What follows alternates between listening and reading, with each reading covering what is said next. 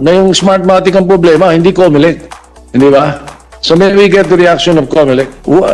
Can't we not, is there a way we can ban Smartmatic because of the allegations? Napakahusay ng naisip mo na yan, Senate President Tito Sotto. Diyan bumibilib ang mga DDS sa'yo. Kung bago lang kayo sa ating channel, huwag niyong kalimutan mag-subscribe at i-like ang ating video na to para lagi kayong updated mga kababayan sa ating mga reaction video na kagaya nito. Ayun na nga no, mga kababayan, tumayo na si Senate President Tito Sotto para mapigilan ang posibleng mangyari na namang dayaan sa 2022 election. Kasi mga kababayan, habang nandyan ang Smartmatic sa may Comelec, panigurado magiging talamak ang dayaan sa presidential election. Kaya tama lang, Senate President Tito Sotto, ang ginagawa mo na pigilan ang Smartmatic na mga siwa sa ating parating na 2022 election. Panigurado naman mga kababayan, ayaw nang maulit ng ating mga ka-DDS dyan ang nangyari noong 2016 Vice Presidential election kung saan di umano nadaya ang dating senador na si Bongbong Marcos laban kay Vice President Leni Robredo. Nanalo nga ba si Vice President Leni Robredo o pinanalo siya ng Smartmatic? Mga kababayan, anong masasabi nyo sa ginawang hakbang na to ng ating Senate President Tito Sotto? Napigilan ang Smartmatic para maging service provider natin sa parating na 2022 presidential election. Paki-comment naman sa baba, yan ang ating pag-uusapan ngayon sa comment section. Sabay-sabay natin panoorin kung paano nahirapan si Senator Risa Hontiveros sa pagsagot sa mga magagandang tanong ni Senate President Tito Sotto. Senate President Tito Sotto is recognized. Thank you, Mr. President. I hope the distinguished lady is not tired yet for a continuing. Senate President Tito Sotto is recognized. Thank you, Mr. President. I hope the distinguished lady is not tired yet for a continuing yield to one or two points only. I have only two questions for Comelec. Alam mo naman, Comelec is one of my favorite agencies. Totoong favorite.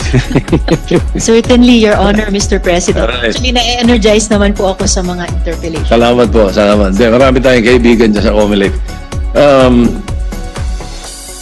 Kabisado ng Comelec ito.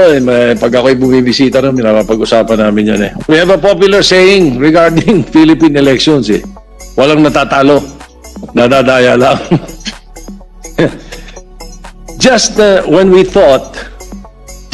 thought that this is only happening in the Philippines, I was surprised to come across an interview of Mr. Lou Dobbs of Fox News with the former mayor of New York, and is now the cybersecurity advisor of the President of the United States, Mayor Rudy Giuliani, regarding the recently conducted U.S. election. So if you will bear with me just about a minute or two of the how the Smartmatic Dominion hacked or cheated or committed fraud in 2 or 3 states in the last elections.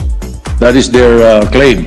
Now, after hearing the allegations, I find it so familiar with what I brought up here a couple of years ago. You know, similar to our allegations of the way Smartmatic ran the 2016 elections. So may we get the reaction of Comelec? And by the way, I'm glad about this particular issue that came about, because that means tama yung suspecha namin nung araw na yung Smartmatic ang problema, hindi Comelec. Hindi ba? So may we get the reaction of Comelec? Yes, Your Honor, Mr. President. Pero before Comelec's answer, Mr. President, Your Honor, ewan ko po sa iba, pero this representation, natalo po talaga ako 2 beses bago nakapagtrabaho dito kasama ninyo, Your Honor, Mr. President. But to His Honor's question, Mr. President, Smartmatic and Dominion, according to Comelec, have both denied the allegation according to the Newsweek article. But more importantly, for us, Your Honor, Mr. President, Smartmatic is no longer part of Dominion since 2013, at least in the Philippines, Your Honor, Mr. President. What does that mean? So for the 2022 elections, who will be our service provider? If you say now that Dominion, sabi nila Dominion is no longer connected to Smartmatic, sa atin, who will be our service provider for the 2022 election? Remember what they said and the claim that the Smartmatic was formed by the group of President Chavez to commit fraud in elections. Your Honor, Mr. President, according to COMELEC, hindi pa Dominion or kahit aling entity ang magiging service provider nung national elections sa 2022. Ibibid out po nila. Ang nais lang po nilang ibahagi sa atin ay at least since 2013 in the Philippines, hindi na bahagi ng Dominion ang Smartmatic. So, yun lang. Hindi po ako takot doon sa Dominion, doon sa Smartmatic ako takot eh. Lahat po sa Smartmatic. Oh, Mr. President. so that's not that's not comforting. You know, that news is not comforting. So can't we not? Is there a way we can ban Smartmatic because of the allegations? Eh di iwasan nyo na yun. Huwag na kayo magpabid ng Smartmatic pagka gano'n. Eh grabe ang allegation dyan. Worldwide eh. Mr. President, Your Honor, sabi po ng COMELEC, sa ngayon, wala pang legal basis i-ban ang Smartmatic per se dahil public bidding siya. However, COMELEC bilang isang constitutional body, hindi naman siya impervious sa public opinion or yung analysis ng mga previous experiences with one entity or another. So palagay ko naman po ng representation ito, Your Honor, Mr. President, ay titimbangin din naman nila if ever mag-participate pa rin ulit ang Smartmatic sa isang public bidding na idadaos po ng COMELEC. Kailan natin malalaman? When will that be? Are they waiting for the law that will provide for hybrid elections, or they are preparing for a fully automated elections again?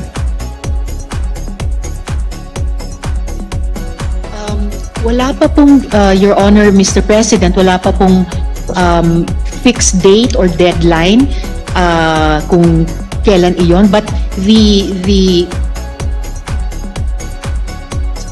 Your Honor, I apologize. The terms of reference are formulated, and at the proper time will go out to all parties for the public bidding, Your Honor. Anyway, Senator Amy Marcos is listening. She is the chair of the Committee on Electoral Reforms in the Senate.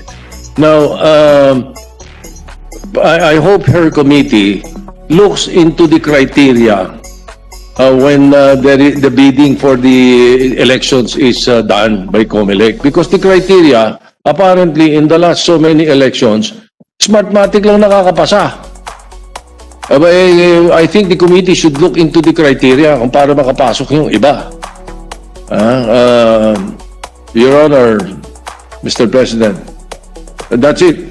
Thank you very much. I think Senator Marcos wants the floor. Yes. Thank you very much, Your Honor, Mr. President. If I just may, salamat, Mr. President, Your Honor. Marami daw po ang nag-qualify. Pero sa bid na nanalo. Pero hindi lang po Smartmatic, marami daw po ang nagka-qualify. Just for the record. Thank you, Mr. Senate President. Thank you, distinguished sponsor. I think Senator Marcos would like to Yeah, interject. we have a list, Mr. President, with the permission of Senator Marcos. Well, unless it's a quick Because her intervention. mentioned. But he was not able to pass it. So in the 9th Congress, I refiled it. I was the first to file, and therefore I became the principal author. Ang isa sa mga problema namin, kaya namin hindi maipilit yung sinasabi ni Senator Drilon. And of course, Senator Tolentino.